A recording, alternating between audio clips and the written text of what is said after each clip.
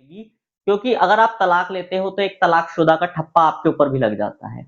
लेकिन अगर आपकी मैरिज नल एंड वॉइड हो जाती है तो आप वापस अनमैरिड लोगों में ही गिने जाओगे। आपके ऊपर अगर आपकी वाइफ ने 498 ए का केस दर्ज करवाया है, डोमेस्टिक वायलेंस एक्ट का केस दर्ज करवाया है, मेंटेनेंस केस दर्ज करवाया है, सब के सब खत्म हो जाएंगे। ना आपको कोई मेंटेनेंस देना पड़ेगा, ना ही आपको कोई एलिमनी देनी पड़ेगी, कुछ भी चीज आपको नहीं देनी पड़ेगी, जिससे आपका वैवाहिक जीवन आगे चलना बहुत ज्यादा मुश्किल हो सकता है।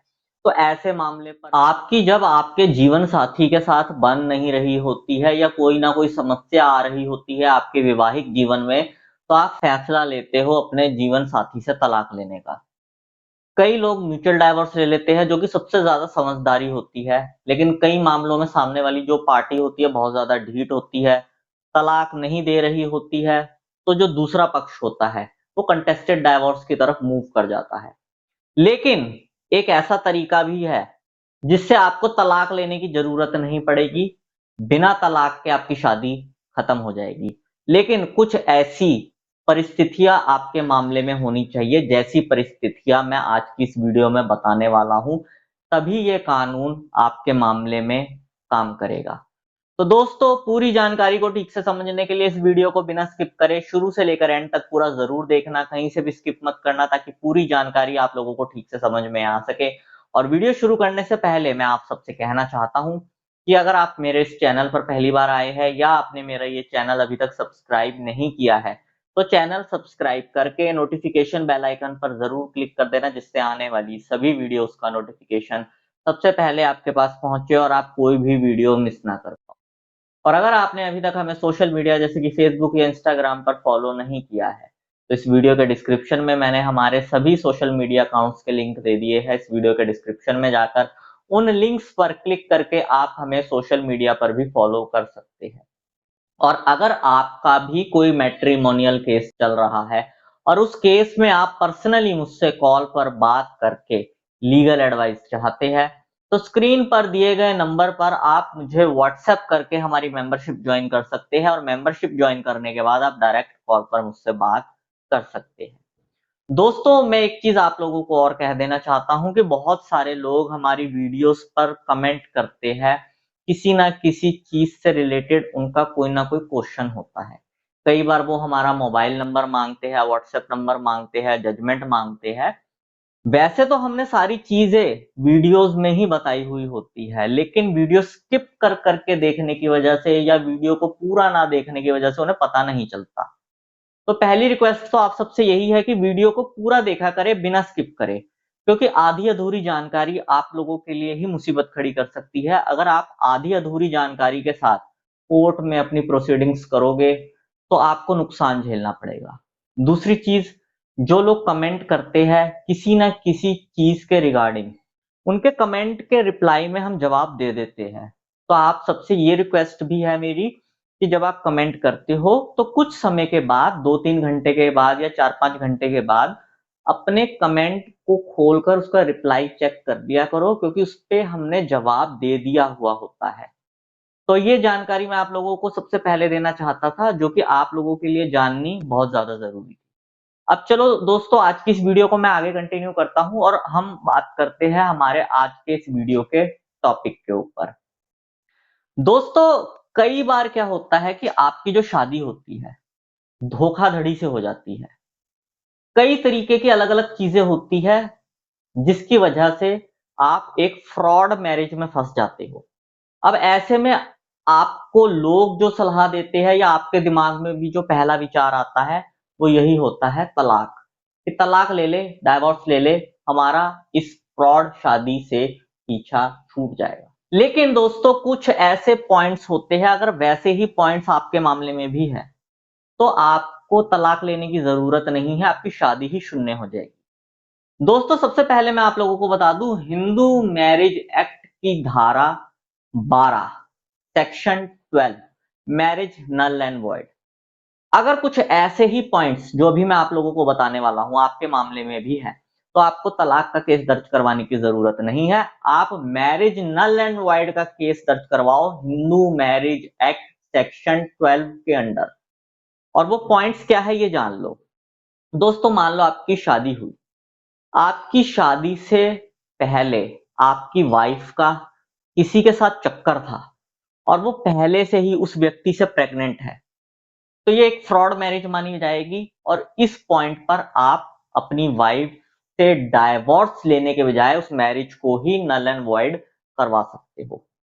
दूसरा पॉइंट, अगर आपकी वाइफ को कोई लाइलाज बीमारी है, कोई ऐसी बड़ी बीमारी है जिससे आपकी शादीशुदा जिंदगी पर कोई ना कोई इफेक्ट पड़ सकता है, फॉर एग्जाम्पल कैंसर, एड्स या कोई ऐसी दिमागी बीमारी जिसकी वजह से आपकी वाइफ बेकाबू हो जाती है और ऐसी चीजें करनी शुरू कर देती है जो एक नॉर्मल व्यक्ति नहीं करता, तो आप इस पॉइंट पर भी मैरिज नल एंड वॉइड करवा सकते हो। दोस्तों ध्यान रखना, छोटी मोटी बीमारी के ऊपर ये चीज नहीं होगी, जैसे कि थायराइड हो गया या ऐसी कोई छोटी मोटी बीमारी हो गई, इस पॉइंट पर नहीं।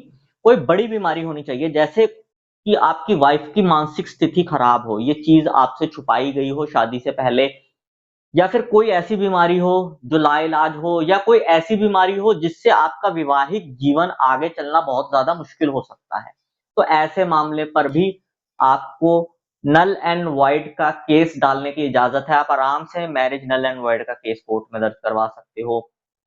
अगला पॉइंट इसमें यह भी आता है कि बहुत सारे लोगों के मामले में ये चीज देखी गई है कि जो वाइफ होती है उसकी पहले कहीं शादी हो रखी होती है और पहले हस्बैंड से उसका डाइवोर्स नहीं हुआ होता, वो पहले वाले पति को बिना डाइवोर्स दिए आपको झूठ बोलकर कि मेरा डाइवोर्स हो गया है, या फिर ऐसा झूठ बोलकर कि भाई मैं तो कुंवारी हूं, मेरी तो कोई शादी ही नहीं हुई, अपने आप को कुंवारी बताकर आपसे शादी कर लेती है।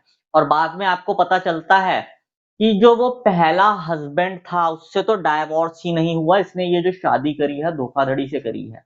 या फिर दोस्तों कई मामलों में ये चीज भी होती है कि आपकी वाइफ का शादी से पहले किसी और के साथ चक्कर होता है और उसके घर वाले, उसके परिवार वाले क्या करते हैं, आपके साथ जबरदस्ती शादी करवा देते हैं। तो आपकी वाइफ कई बार आपको ये बात बता देती है कि मैं ये शादी नहीं करना चाहती थी, मेरा फलाने बंदे के साथ चक्कर था, मैं उसके साथ शादी करना चाहती थी, मेरे जो परिवार वाले हैं उन्होंने जबरदस्ती तुम्हारे के साथ शादी करवा दी है। तो ऐसे मामले में भी आप मैरिज नल एंड वॉइड का केस दर्ज करवा सकते हैं।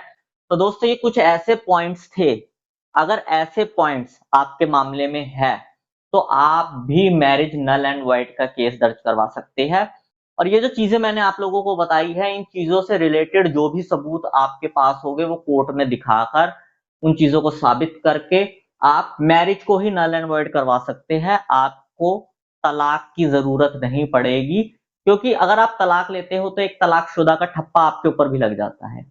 लेकिन अगर आपकी मैरिज नल एंड वॉइड हो जाती है तो आप वापस अनमैरिड लोगों में ही गिने जाओगे। हाँ दोस्तों, मैं एक चीज आप लोगों को और क्लियर कर देना चाहता हूं कि अगर आपको आपकी वाइफ से कोई बच्चा है तो मैरिज नल एंड वॉइड होना काफी मुश्किल हो जाएगा।